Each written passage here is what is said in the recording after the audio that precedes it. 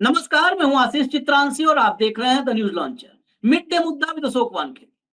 Ahmedabad plane crash और अब तक 265 मौतों की पुष्टि हो चुकी है मीडिया रिपोर्ट्स के हवाले से। लेकिन इस हादसे के तुरंत बाद गिद्ध मीडिया को उसकी ड्यूटी पर लगा दिया गया। एज यूजुअल जो काम है, वो मातम हो, जश्न हो, उसका तो बस एक काम है, किसी भी तरह से सरकार को सवालों से बचा लेना। गलती किसी पर भी डाल दो, सरकार बचे रहे, साहब बचे रहे, जवाबदेही की बात न होने पाए। ये प्रोसेस शुरू हो गया, खेल शुरू हो गया गिद्ध मीडिया का। लेकिन ये खेल 100% फेल हो गया। और फेल करने के लिए पत्रकार ही नहीं, जो सत्यशोधक पत्रकार हैं, सच तलाश करके आप तक लाते हैं, सिर्फ वो नहीं थे। जो हार्डकोर कट्टर मोदी भक्त हैं, वो भी इस काम में जुट गए। उन्होंने भी बगावत कर दी, मोदी के कट्टर भक्तों ने भी बगावत कर दी। दोनों हिस्से को आज मिड डे मुद्दा में हम बिल्कुल स्पष्ट रूप से आपके सामने ला रहे हैं, क्योंकि अब तक इस हादसे के बाद जब जांच का इंतजार देश कर रहा है, तो इस पूरे खेल को, आमने सामने के खेल को समझना बहुत जरूरी है। भाऊ को जोड़ लीजिए फटाफट। स्वागत है भाऊ आपका। मैं जरा खबरें कुछ दिखा देता हूं। एक खबर देखिए, देश के सबसे तेज चैनल पर लगा है और इसके व्हाट्सएप मैसेज, इससे जुड़े हुए व्हाट्सएप मैसेज भी अब फैलाए जा रहे हैं, हमारे पास भी भेजा है किसी ने। देखिए, कैसे एक कॉन्फ़िगरेशन एरर बन गई भारत के सबसे बड़े विमान हादसे की वजह। Configuration error, Ahmedabad plane crash का पूरा पोस्टमार्टम। अब ये जब कॉन्फ़िगरेशन एरर की बात होगी, तो फिर ड्रीम लाइनर 787 की खरीद किसने की, कैसे हुई, उसमें क्या भ्रष्टाचार हुआ, ड्रीम लाइनर पर कितने सवाल थे, ये सब सवाल दब जाएंगे।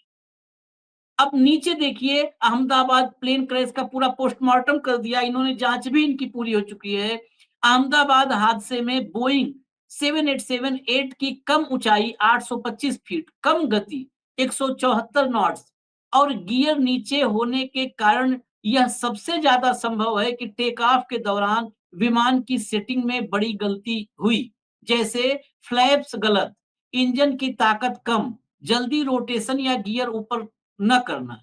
इसकी संभावना 70 से 80% मानी जा रही है।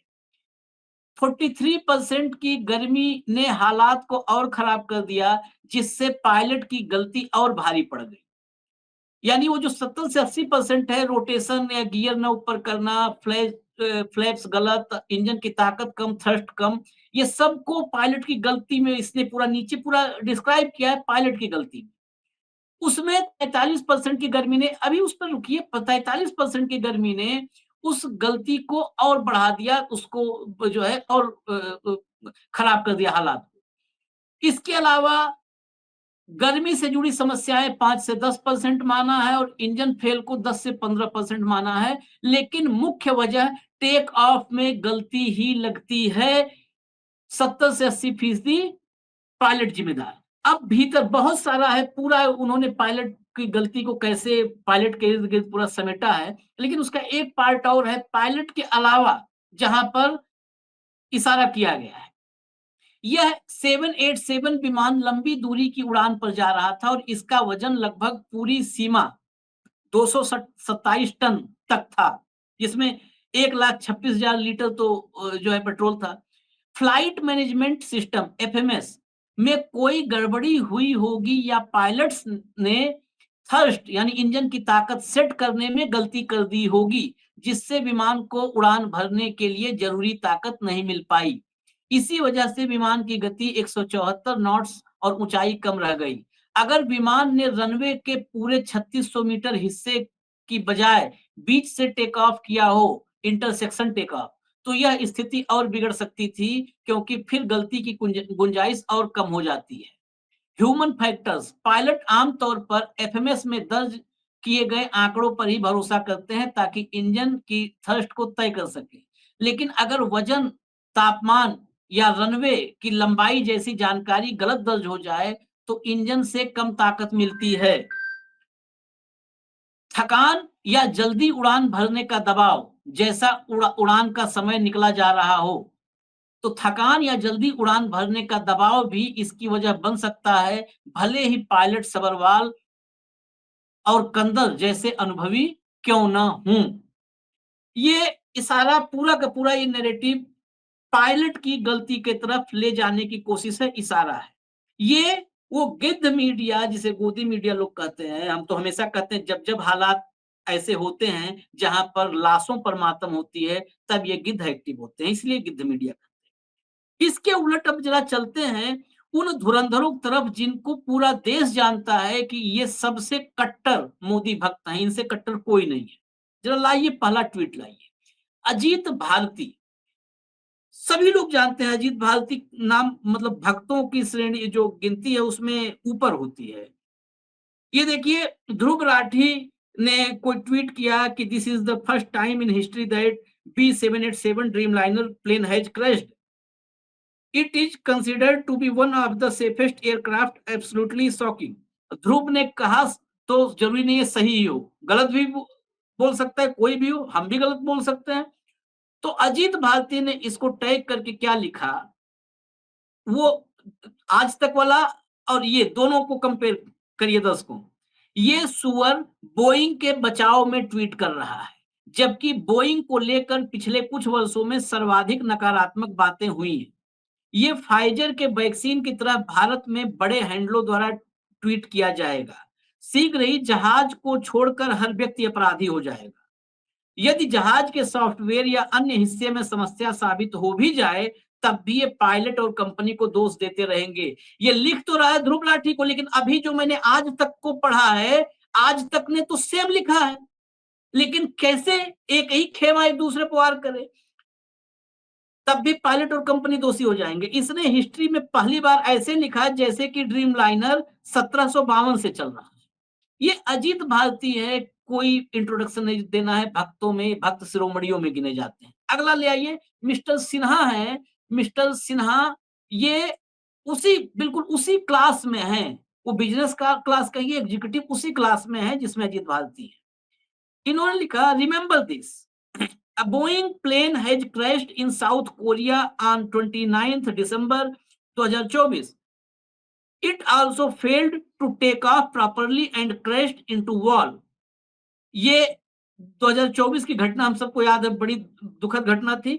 उसको उसको उसके फोटोग्राफ्स लगाते हुए मिस्टर सिन्हा लिख रहे हैं। अगली फोटो आइए, मिस्टर सिन्हा का ही ये है। अजीत भारती का ट्वीट जो है ये टैग करके इन्होंने लिखा so @x restricted Ajit Bharti post in which he question Boeing. Boeing पर सवाल किया था अजीत भारती ने, तो एक्स ने रिस्ट्रिक्ट कर दिया उस पोस्ट को अजीत भारती की। अगला लाइए, अगला लाइए, ये देखिए breaking aviation news. Another Boeing whistleblower fired a few months after reporting 787 manufacturing issue.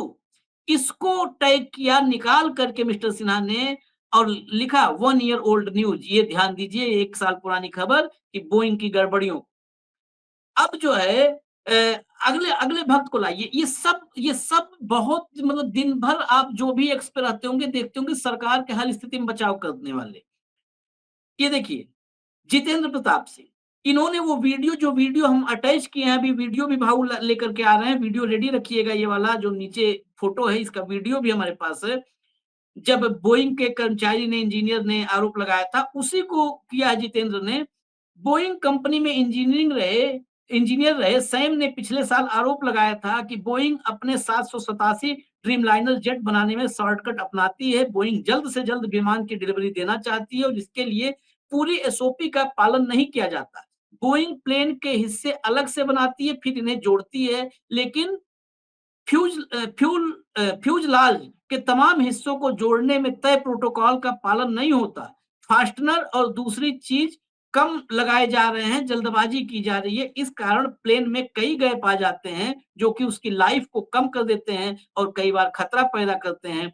कई सेफ्टी इश्यूज के चलते बोइंग के सीईओ डेव कैलहान इस्तीफा दे चुके हैं। ये देखिए, ये तथ्य निकाल के लाए हैं इस बार। किस लिए? अब वो दूसरी लाइन पे जा रहे थे, इन्होंने दूसरा लाइन पकड़ लिया, शायद आपस में इस बार कोऑर्डिनेशन की कमी रही। अब देखिए, दूसरा एक है अनुपम, ये सबको दिखा दें भाऊ एक बार।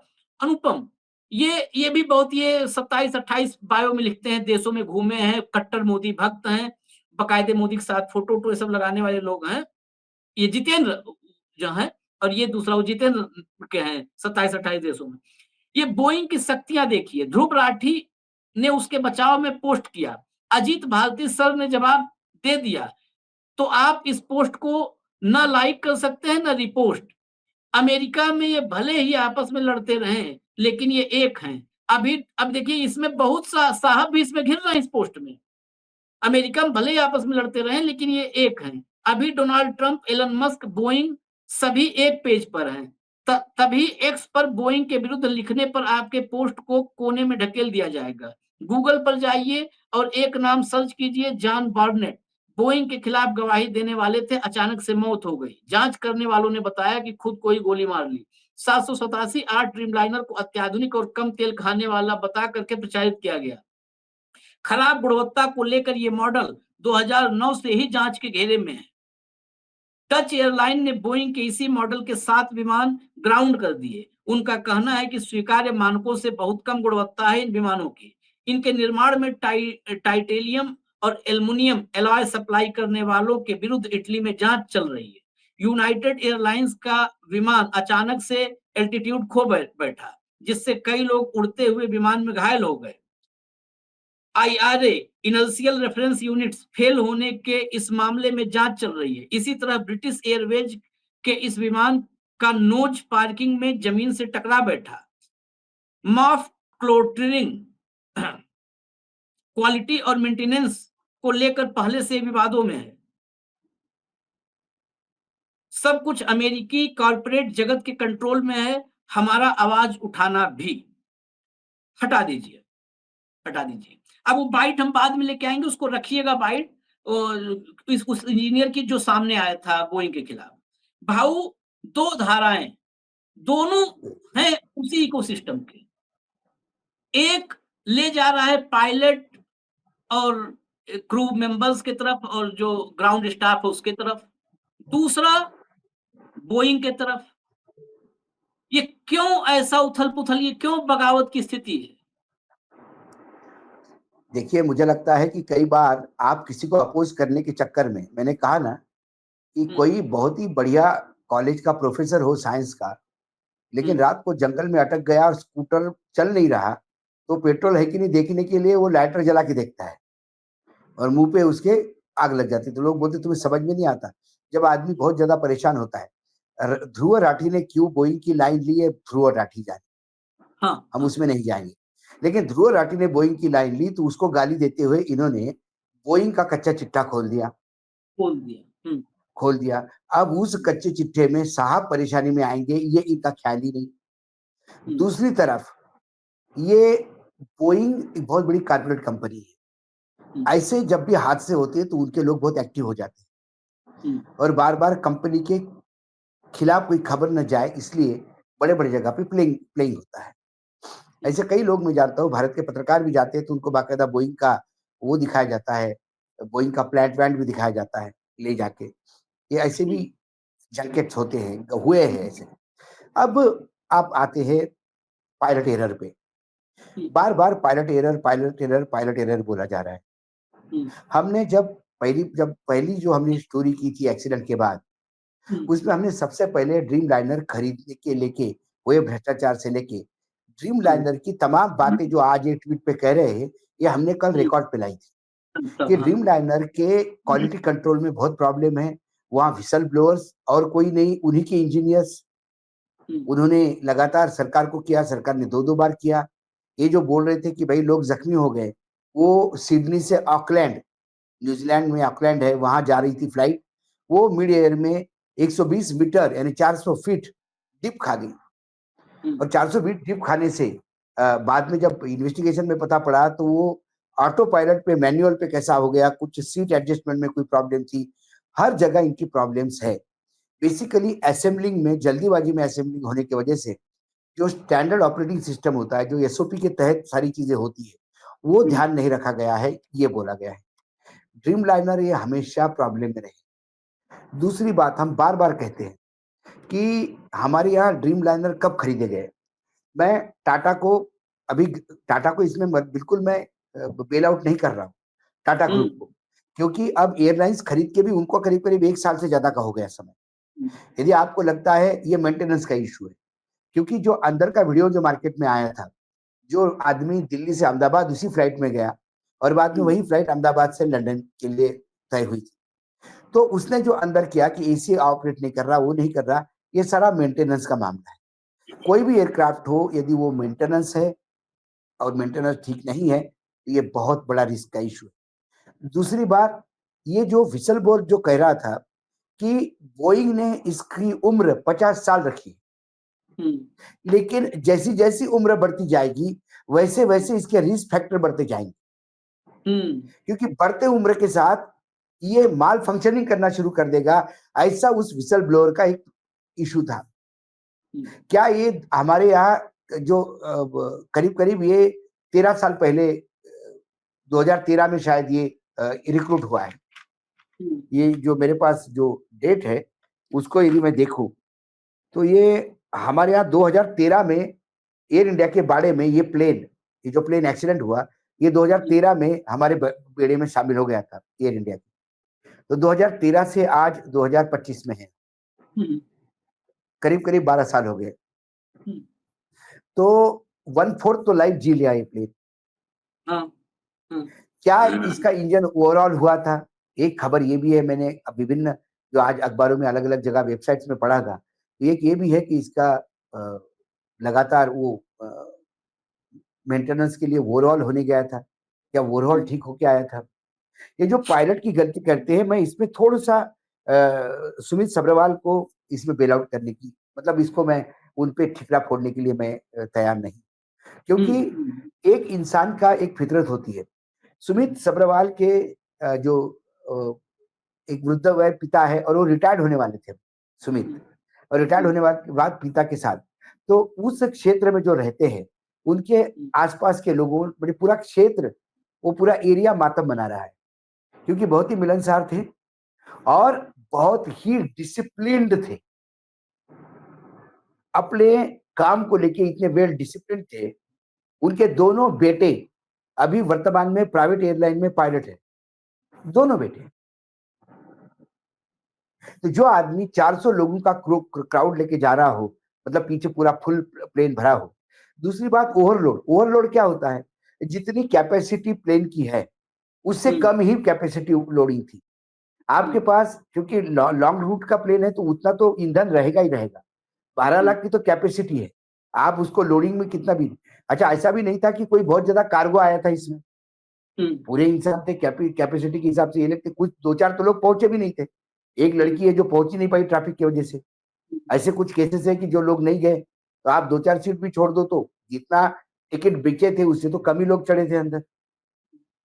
तो ऐसे में, अच्छा दूसरी बात, क्या उसने पहले रनवे पूरा थ्रस्ट नहीं लिया? ये भी हो नहीं सकता। हाँ, उसने जो डाटा फीड हुआ होगा, क्या डाटा ने गलत लीड किया है? क्योंकि इसी 787 की एक प्रॉब्लम ये भी थी कि इसका जो बोर्ड है, डाटा बोर्ड एकदम गायब हो जाता था। ये बीच में हाइट कम, मतलब बीच में फ्री फॉल देता है। ऐसे कई चीजें हैं, क्योंकि जब उसने ऐसा भी नहीं कि उनको ये पता नहीं था, फ्लाइट टेक ऑफ होने के बाद ही वो समझ गए थे कि इंजन साथ नहीं दे रहे हैं। इमीडिएटली उन्होंने मिड डे का कॉल दिया था। अब ये मिड डे का कॉल जो है, ये एसओएस माना जाता है, सेव अवर सोल। ये अंतिम अंतिम गुहार होती है कंट्रोल रूम को। ये बेसिकली, अब लोगों को लगेगा मिड डे क्या है? मिड डे ये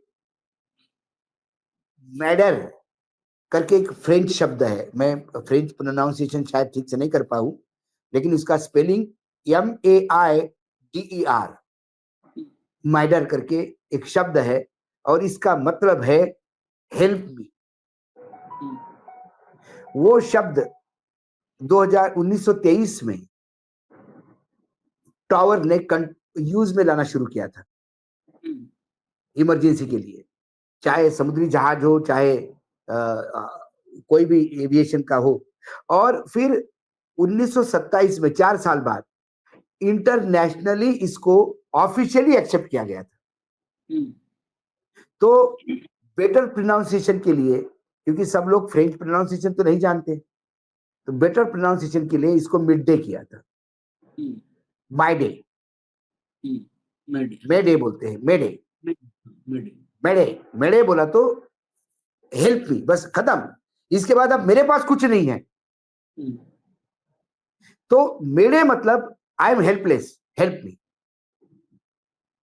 और ये फ्रेंच वर्ड है मैडर, उसका ये मेडे आया। तो कुल मिलाकर जब उन्होंने ये दिया है, इसका मतलब वो समझ चुके थे कि there is something wrong with the engine. हम्म,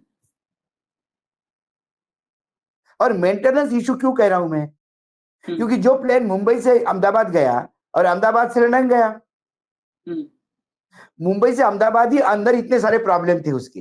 दिल्ली से अहमदाबाद। सॉरी, दिल्ली से अहमदाबाद गया था, उसमें सारे इतने सारे प्रॉब्लम थे। और वो कह रहा था कि ये अनयूजुअल लगा मुझे, जो रेगुलर फ्लाई करता है। तो there is a problem with maintenance. Air India ने 90 लाख रुपए की फाइन भरी है कंप्लेंट्स पे, पेनल्टी लगाई है डीजीसीए ने। फिर हमारे यहाँ पायलटों की कमी है, हम प्लेन पे प्लेन मंगाए जा रहे हैं, 180 का ऑर्डर, कोई कहता है 200 का ऑर्डर, पायलट्स कहाँ हैं? प्लेन मेंटेन कब होता है? मुझे तो कई बार ताजुब लगता है कि प्लेन रात को आता है, रात को 1 बजे उतरता है फ्लाइट, फिर रात को 2 बजे फिर उसका सॉर्टी होता है। हम्म, आप यदि मुंबई दिल्ली का रूट देखो, चेन्नई का रूट देखो, तो आपको रात भर, मतलब आपको 2 बजे भी फ्लाइट मिलेगी, 3 बजे भी फ्लाइट मिलेगी, 4 बजे भी फ्लाइट मिलेगी, 5 बजे की फ्लाइट मिलेगी। तो फ्लाइट मेंटेन कब होती है? क्या हमारे यहाँ पायलट को रेस्ट का कोई क्राइटेरिया है? इतने इतने घंटे के बाद इतना घंटा आपको रेस्ट होना ही चाहिए। और यदि वो क्राइटेरिया है, तो जितने पायलट हमारे पास है, उस पायलट के हिसाब से इतने तो प्लेन, इतनी तो सॉल्टीज, मतलब इतने तो चक्कर प्लेन लगा ही नहीं सकता, किसी हालत में नहीं लगा सकता। और आप ये कह रहे हो कि ऐसे हादसे नहीं हुए, ऐसे हादसे हुए हैं। चाइना ने मना कर दिया भाई, चाइना ने बहुत सारे प्लेन ग्राउंड किए हैं। हाँ, सवाल यह है कि मैं बार बार कह रहा हूं, एविएशन सेक्टर प्राइवेट कंपनियों के लिए खोलने के बाद क्या भ्रष्ट डीजीसीए, मैं इसको भ्रष्ट कहता हूं, भ्रष्टतम ऑर्गेनाइजेशन है डायरेक्टर ऑफ सिविल एविएशन, क्या ये चीजों को मॉनिटरिंग करता है? क्या कभी डीजीसीए ने ये पूछा कि आप इतने ट्रिप्स लगा रहे हो, इतने पायलट की जरूरत है, आपके पास कितने पायलट है? 70% पायलट कम है भारत में,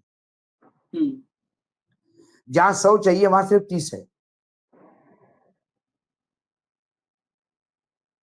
और ये जो फ्लाइंग है, ये आपको सेकंड भी नहीं देता, क्योंकि स्पीड बहुत है। मैंने कहा ना कि उसने टेक ऑफ लेने के बाद 15 किलोमीटर दूर जाके गिरा, तो कोई 15-20 मिनट मिले नहीं उसको, 1 मिनट, 1 से 1.5 मिनट, हाँ। 1 मिनट।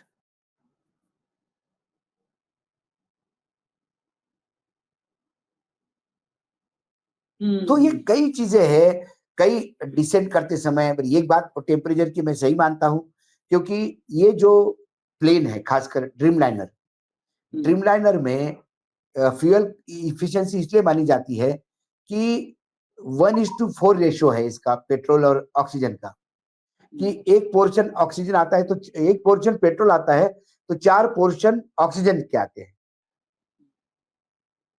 मतलब 20 मिलीग्राम यदि पेट्रोल है, तो 80 मिलीग्राम ऑक्सीजन आएगा।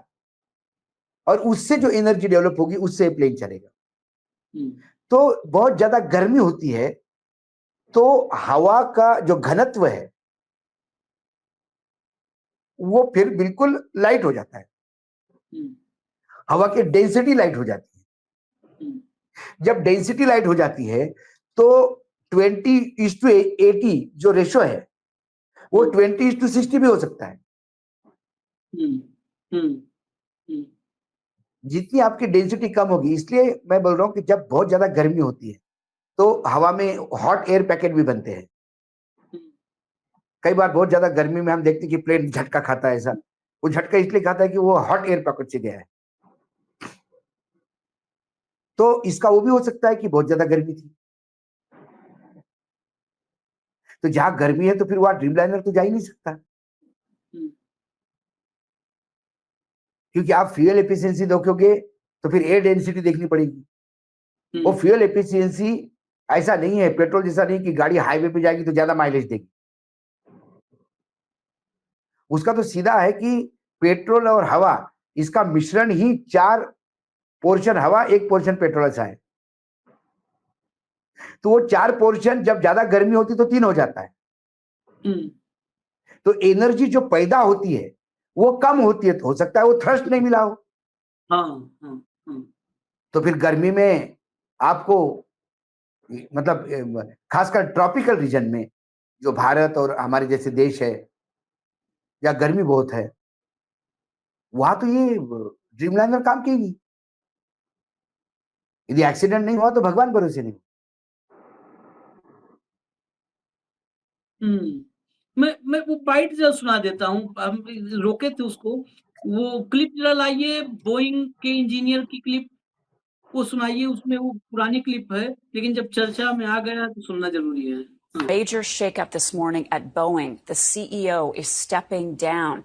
CNN Bloomberg's Paul Bagnall is joining me now with more on this breaking news this morning. So a major reshuffle at Boeing. Paul, what's happening? It's a huge reshuffling, Marcia, and it, of course, is a response to the concerns about safety at Boeing that have been present ever since that panel blew out of an Alaska Airlines flight in midair.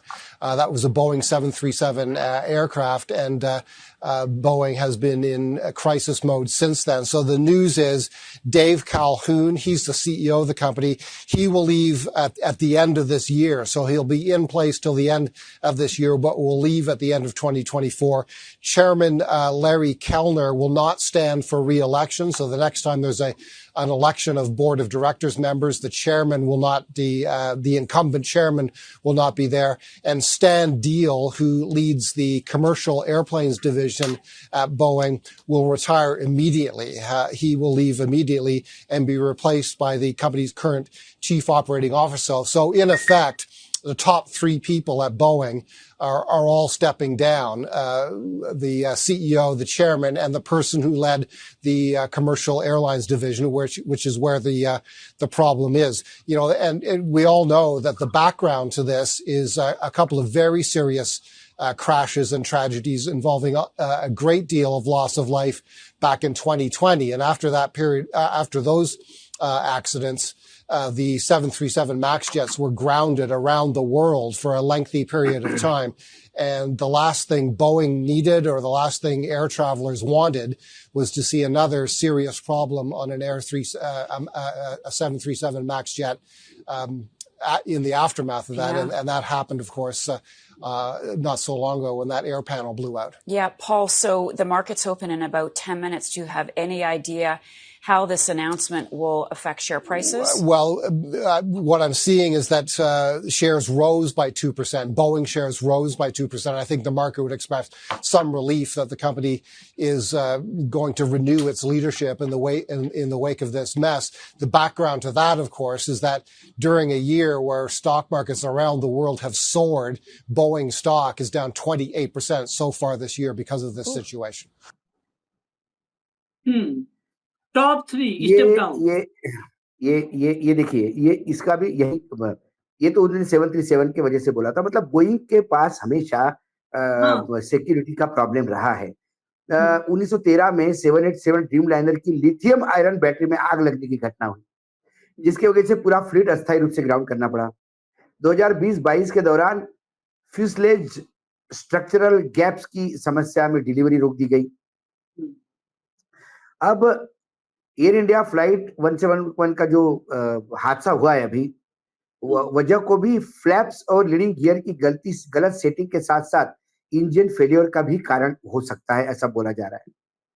अब उन्होंने कई चीजें दी है कि audit में पाया गया कि बोइंग के 737 मैक्स प्रोग्राम में क्वालिटी कंट्रोल में 37% से अधिक ऑडिट फेलियर बता दिया। खासकर लूज नट बोल्ट्स, कुछ बोल्ट्स मिसिंग ही है, ट्रैश टूल्स, ये कई चीजें जो क्वालिटी कंट्रोल और सेफ्टी के लिए बहुत इंपॉर्टेंट है वहां में। अब उन्होंने ये किया कि जो विसल ब्लोअर थे जॉन बर्नट, उसके क्या सबस्टैंडर्ड पार्ट इंस्टॉल किए गए।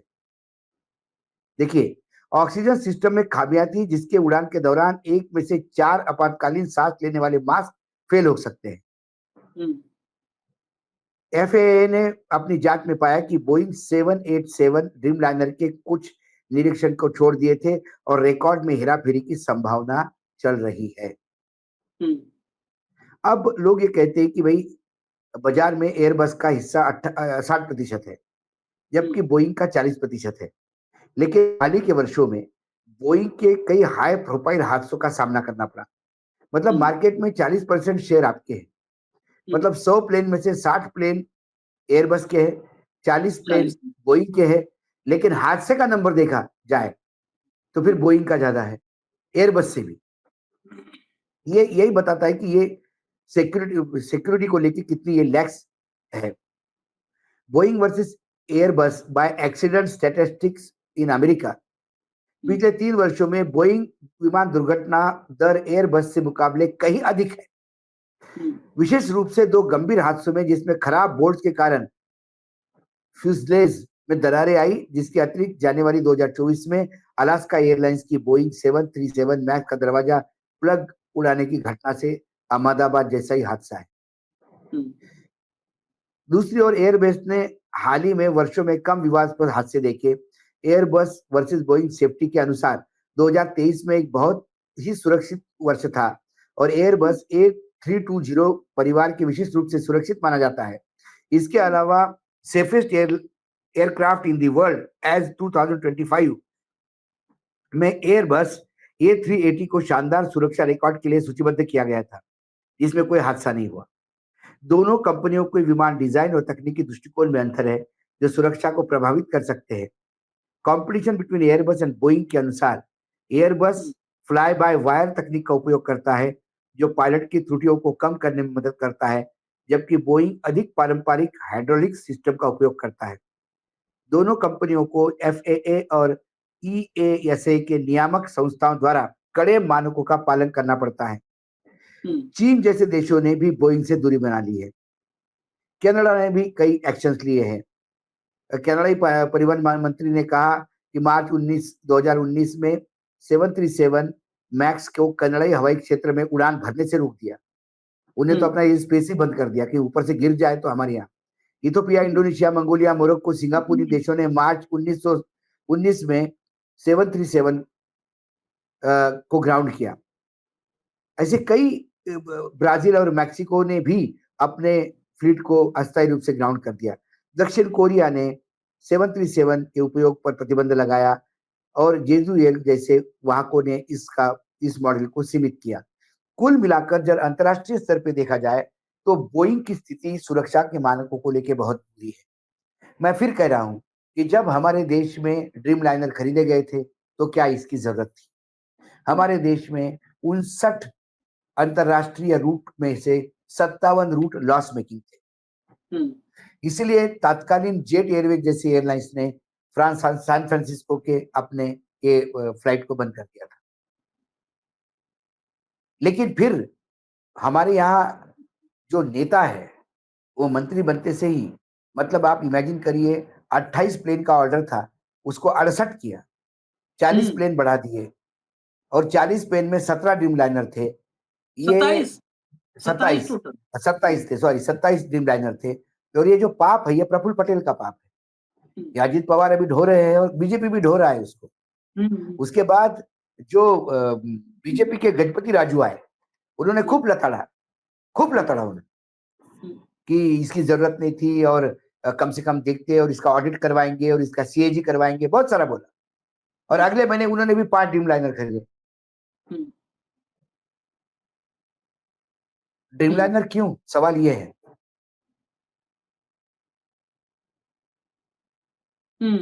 तो जिस कंपनी का सुरक्षा को लेके रिकॉर्ड बहुत खराब है, जिस ड्रीमलाइनर को लेके विसल ब्लोअर, वहां पे हत्या हो गई है एक विसल ब्लोअर की, लोग नौकरी से निकाले गए, वहां के सीईओ ने, कंपनी के सीईओ ने इस्तीफा दे दिया, इतने आरोप लगे।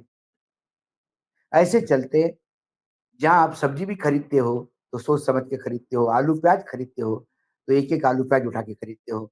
लेकिन प्लेन, एरोप्लेन, जहां सैकड़ों लोगों की जी जान लगी रहती है, उनके जीवन के साथ खेलने का अधिकार इनको किसने दिया?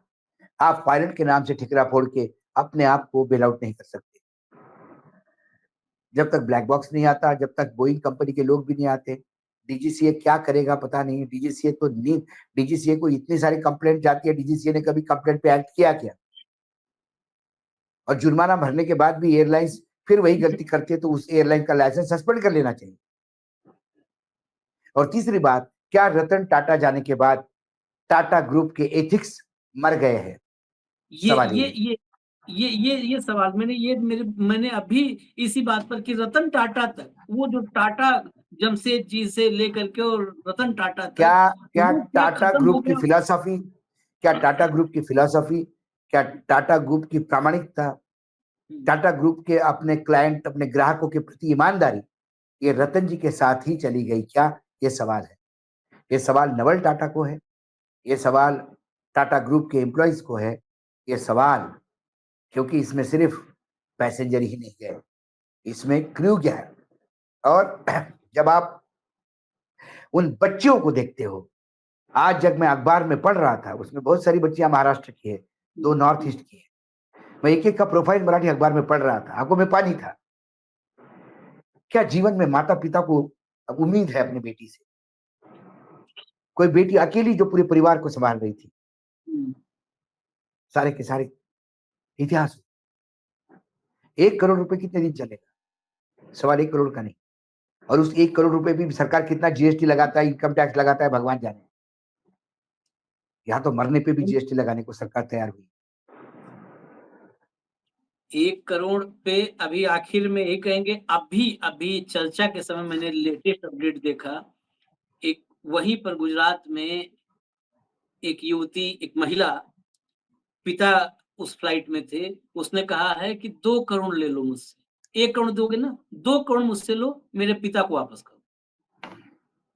2 करोड़ ले लो, वापस कर दो। कौन कर नहीं, पाएगा ये तो वापस? ठीक है चित्रांश, मैं तो बोल रहा हूँ चलो ये लोग अच्छे परिवार के हैं, जो भाई लंदन जा रहे होंगे, कोई अरे गरे तो नहीं जा रहे होंगे। लेकिन जो एम्प्लॉइज थे वो बहुत ही हाँ। छोटे घर के थे। हाँ, एयर जो होस्टेस थी, फ्लाइट अटेंडेंट थे, एयर होस्टेस था air sir. Hostess, flight attendant. उनका परिवार का भविष्य नेस्तनाबूद हुआ, परिवार खत्म हो गया। सबरवाल मणिपुर तो वाले रिटायरमेंट परिवार में का थे। पूरा परिवार तो देखा, मणिपुर वाले परिवार, पूरा परिवार सब के सब वो हैं, बदहवास हैं। आप, मैं एक चलते-चलते एक आखिर में हम रुके थे, चलते-चलते आपको मैं एक बाइट सुनाता हूँ। जो मेडिकल स्टूडेंट, वहाँ भी कैजुअलिटी बहुत हुई है, वहाँ की चर्चा ही अभी नहीं है, वो ही क्योंकि नहीं है। 241 अब तक 265-100 वहाँ मेडिकल कॉलेज में लाए जा चुके हैं। 241 फ्लाइट, 24 तो वैसे ही अब तक हो चुकी है कैजुअलिटी, जो फ्लाइट के अलावा। एक स्टूडेंट है, बता रहा है कि उस साथी मेडिकल स्टूडेंट, जो साथी जो है डॉक्टर होने वाला डॉक्टर था, डेड बॉडी निकली है तो चम्मच, खाना खा रहे थे वहां पर, वो तो हमने कल दिखाया था, चम्मच हाथ में ही है। जरा सुनाइए। ढलान चढ़ा हूँ ऊपर, और वैसे ही ब्लास्ट हुआ है। मैं भी बच गया, मेरा सिर्फ 40 सेकंड का फर्क था, वरना मैं भी साथ में था अंदर।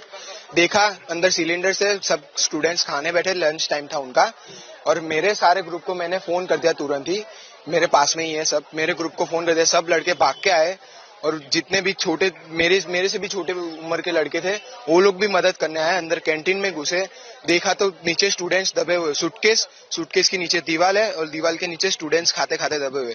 एक लाश मैंने ऐसे उठाई है कि जैसे कि उसके हाथ में चम्मच पड़ी है, वो खाना खा रहा था बेचारा। और ऐसी घटना हुई कि सबसे पहले तो हम मेरे सारे फ्रेंड्स ने मिलके, मेरे ग्रुप ने मिलके ना, सबसे पहले सिलेंडर्स बाहर निकाले, क्योंकि सिलेंडर्स अंदर होते तो ज्यादातर बहुत बड़ा ब्लास्ट हो सकता था। तो फिर सबसे पहले सिलेंडर्स बाहर निकालने के बाद सबकी लाशें हमने एक एक करके बाहर निकाली है। और मेरे दोस्त का तो चप्पल्स थे ना, वो टूट गए, उसने उसकी जान की परवाह किए बिना, उसके पैरों में खून ही खून हो रहा है, कांच घुसे हुए उसके, तो भी वो ऊपर चढ़ के निकाला। करीब कितने लाशें आप लोगों ने निकाली होगी, क्या देखा, कैसा कितना? मैं जब तक अंदर था आग ज्यादा बढ़ रही थी, और जब तक अंदर था फायर एग्जिस्ट भी काम नहीं कर रहे थे अंदर। और एक काम किया, वो भी सिर्फ नाइट्रोजन उसमें से निकला और कुछ भी नहीं निकला, पाउडर निकला ही नहीं। और आग ज्यादा बढ़ रही थी तो हमने दरवाजा बंद किया और हमने करीब 10 या 15 जैसी लाशें निकाली हमने स्टूडेंट्सों की। उसमें से दो स्टूडेंट्स हमारे दोस्ती थे, उसमें से उन लोग की दोनों की डेथ हो गई है, और बाकी सबको सिविल अर्जेंट भेज दिया गया है। कितना भयावह मंजर था वो, बहुत ही, आप सोच भी नहीं सकते कि इतना भयानक था वो, आपके आंखों में से आंसू आ जाए देखते।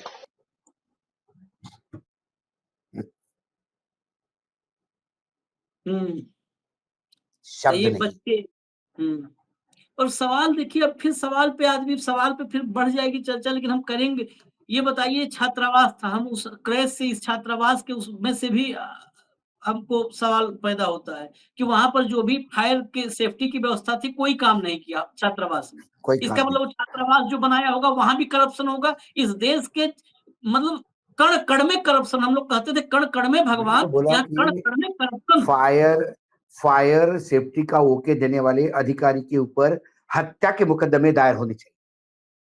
दिल्ली में एक अभी बिल्डिंग में आग लगी 8वीं मंजिल पे, वहां लोग मरे हैं, वहां पूरा फायर सिस्टम ही काम नहीं कर रहा था। उस बिल्डिंग को किसने फायर सेफ्टी का सर्टिफिकेट दिया? कहीं नहीं, आप सिस्टम देख लो ना, जितनी मल्टी स्टोरीज हैं, बड़ी बड़ी अपार्टमेंट हैं, फायर सेफ्टी कैसे आता है, क्या है वहां पे? कभी फायर सेफ्टी का रियलिटी चेक हो जाए तो सब जगह 99% फेल होंगे। हम लोगों अरे को देखा साहब, है आप तो प्राइवेट पार्टी के, मैं तो कृषि भवन शास्त्री भवन की ही बात करूं तो, हाँ, कृषि भवन शास्त्री भवन की बात करूं मैं तो वहां सेफ्टी ऑडिट नहीं हुआ होगा, फायर ऑडिट। कागजों में मुहर लगा देना है बस, सवाल नहीं होना चाहिए। पूरा देश खत्म हो जाए, सवाल नहीं होना चाहिए। देश खत्म हो जाए तब भी सवाल नहीं होना चाहिए। इजाजत दीजिए, हम फिर आएंगे, हम सवाल करेंगे, अच्छा लगे या बुरा लगे। नमस्कार। नमस्कार।